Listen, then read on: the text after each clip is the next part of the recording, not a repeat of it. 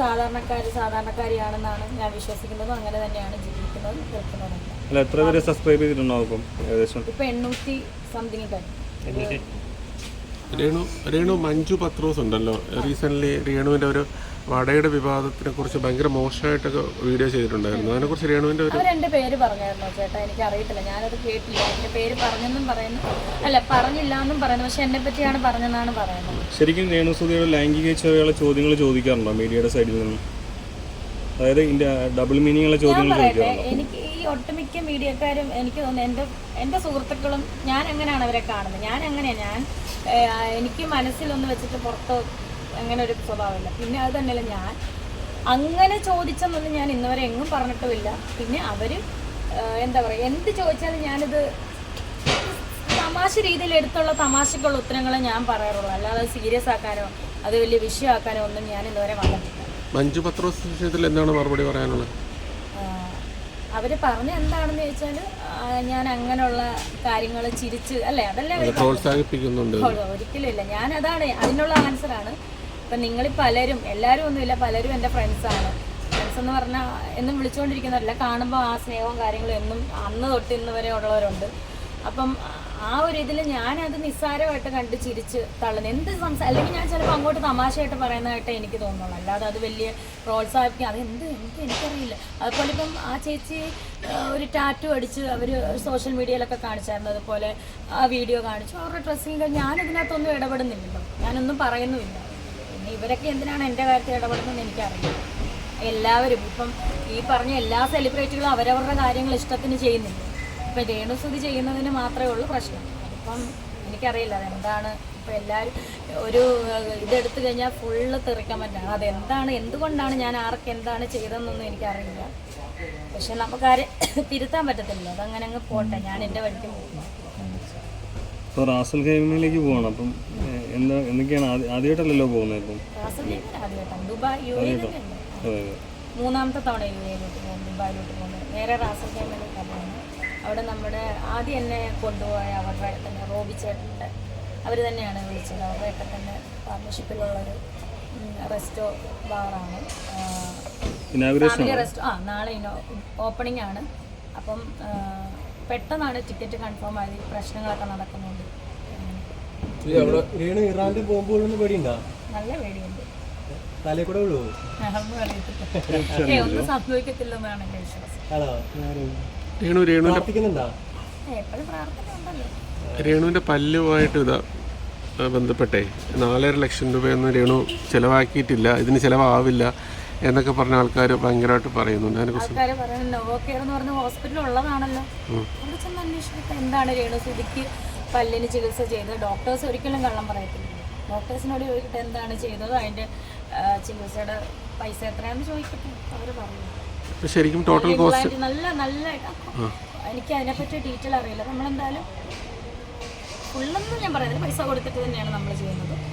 ഫുള്ളൊന്നും ഞാൻ പറയുന്നില്ല, പൈസ കൊടുത്തിട്ടാണ് ചെയ്യുന്നത്. ഈ പറയുന്ന പോലെ 4.5 ലക്ഷം രൂപയുടെ മേളിൽ ചിലവ് വരും അല്ലേ?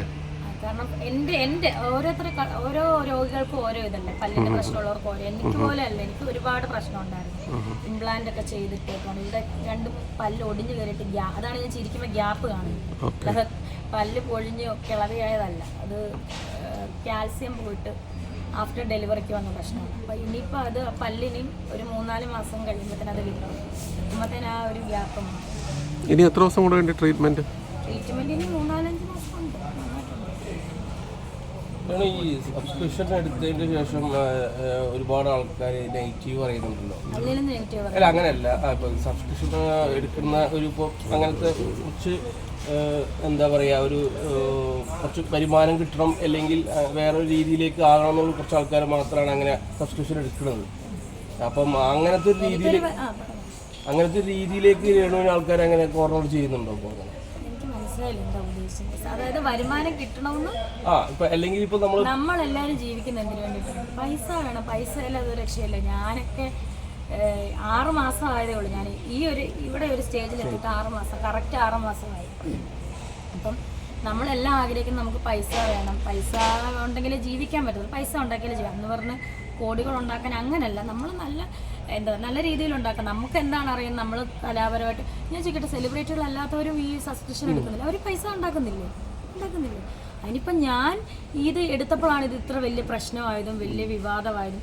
ഒരുപാട് പേര് സബ്സ്ക്രിപ്ഷൻ എടുത്തിട്ടില്ലേ? അവരുടെ ഒന്നും ഒരു ഫോട്ടോസ് ലീക്ക് ആകുന്നില്ല, ഒരു പ്രശ്നം.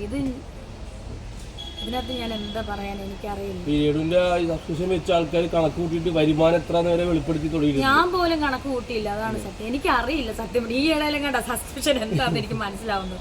സത്യമുള്ള കാര്യം പറയല്ല, വരുമാനം അത് ഇത്ര വെച്ച് കൂട്ടാനോ കൂടി ഇതൊന്നും എനിക്കറിയാം. ഞാനറിഞ്ഞില്ല. ഞാൻ ഓരോരുത്തർ പറയുമ്പോഴാണ് ഞാൻ ഇത്രയും ഉണ്ടായിരുന്നു, ഇത്രയായോ എന്നൊക്കെ എനിക്കറിയില്ല. എത്രയാണ് മെറ്റ എടുക്കുന്നതെന്നൊന്നും എനിക്കറിയില്ല. ഇപ്പോഴാണ് അത് അറിഞ്ഞു വരുന്നത്. പൈസ ഉണ്ടാക്കുന്നത് തെറ്റായ രീതി തെറ്റാണ്. നമ്മൾ പൈസ നമുക്ക് അറിയാവുന്ന രീതിയിൽ നമ്മൾ പൈസ ഇല്ലെങ്കിൽ നമുക്ക് പൈസ ഉണ്ടെങ്കിലേ ഉള്ളൂ ആൾക്കാരും എല്ലാവരും. പൈസ ഇല്ലെങ്കിൽ ഞാനൊക്കെ അനുഭവിച്ചതാണ്. സുധിച്ചേട്ടനുള്ള സമയത്ത് മറ്റേ ലോക്ക്ഡൗൺ ടൈമിൽ ഞാൻ അനുഭവിച്ചതാണ്. ചേട്ടനും ഞാനും ഒക്കെ ഞങ്ങളെ ഒറ്റപ്പെടുത്തിയിട്ടുണ്ട്. കാരണം ഒരു കടം വിഷയം വന്നിട്ട് സുധിച്ച് ആ ഒറ്റപ്പെടലിൽ നിന്ന് ഇത്രത്തോളം ആയില്ലേ. അപ്പം അതിന് ഈ കുശുമ്പ് കയറി അത് ഇതും പറയുന്നതിനും ഭേദം മര്യാദയ്ക്ക് അവരവരുടെ കാര്യം നോക്കി ജീവിച്ചാൽ മതി. ഞാനൊരു കണ്ടന്റാണ് ഇവർക്ക്. ഈ ഇപ്പം ബ്ലോഗേഴ്സിനാണേലും നെഗറ്റീവ് ബ്ലോഗേഴ്സ് മീൻസ് കുറച്ച് പേരേ ഉള്ളൂ, ഒരു പേര് തന്നെ ഒരു 5 പേരേ ഉള്ളൂ. അവർ റിയാക്ഷൻ വീഡിയോ ഇടുന്ന അവർക്ക് ഇപ്പം അവർക്ക് ഓരോ ദിവസം കണ്ടന്റാണ്. അതായത് ഞാൻ സബിലിടുന്നുണ്ട് പിക്ക്, അപ്പോൾ അവർക്ക് ഓരോ ദിവസം കണ്ടന്റാണ്. ഇന്ന് ഞാൻ ഒരു പിക്ക് ഇടുന്നതിന് മുന്നേ ഞാൻ സ്റ്റോറി ഇട്ടാണ്ട് വ്ളോഗേഴ്സ് ഇട്ടിട്ടുണ്ട്. നിങ്ങൾ ചെന്ന് പെട്ടെന്ന് സ്ക്രീൻഷോട്ട് എടുത്ത് തട്ടിക്കോളം പറഞ്ഞ് ഞാൻ ഇട്ടിട്ടുണ്ട്. മാനസികമായിട്ട് എന്തെങ്കിലും ബുദ്ധിമുട്ട് വരാറുണ്ടോ? മാനസികമായിട്ട് ബുദ്ധിമുട്ട് വരാറുണ്ടോയെന്ന് ചോദിച്ചാൽ വന്നാൽ പോലും ഞാനത് അവഗണിക്കുകയാണ് ചെയ്യുക. വരാറുണ്ടോ വരത്തില്ലെന്ന് പറഞ്ഞാൽ അത് കള്ളമാണ്. ഉള്ള കാര്യം പറയില്ല, അത് കള്ളമാണ്. നമുക്ക് മനസ്സിന് വിഷമമുണ്ട്. കാരണം നമ്മളൊരു തെറ്റും ആരോടും ചെയ്യുന്നില്ല. അങ്ങോട്ട് കയറി നമ്മൾ ഓരോ തെറ്റും ചെയ്യാതെ ഇങ്ങനെ കേൾക്കുമ്പോൾ നമുക്ക് വിഷമമുണ്ട്. പക്ഷെ അത് അവഗണിക്കുവാണ്. കാരണം വിഷമിച്ചുകൊണ്ടിരുന്ന് കഴിഞ്ഞാൽ നമുക്ക് എങ്ങും എത്താൻ പറ്റത്തില്ല. നമ്മളിവിടെ തന്നെ കിടക്കും.